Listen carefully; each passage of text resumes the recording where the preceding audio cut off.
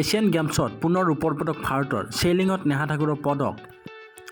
Asian গেমছৰ তৃতীয় দিনাও পদক লাভ ভাৰতৰ, 17 বছৰীয়া কিশোৰী নেহা ঠাকুৰে আজুৰি আনিলে ৰূপৰ পদক।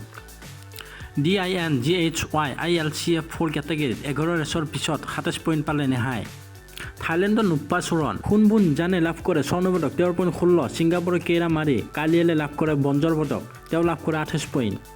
এয়া মঙলবাৰৰ প্ৰথম পদক আৰু ছেইলিঙৰ প্ৰথম পদক। ছেইলিঙত প্ৰতিযোগীৰ আটাইতকৈ বেয়া স্ক'ৰ মুঠ পইণ্টৰ পৰা বিয়োগ কৰি নেট স্ক'ৰ নিৰ্ধাৰণ কৰা হয়। সৰ্বনিম্ন নেট স্ক'ৰ যাৰ তেওঁকে বিজয়ী ঘোষণা কৰা হয়।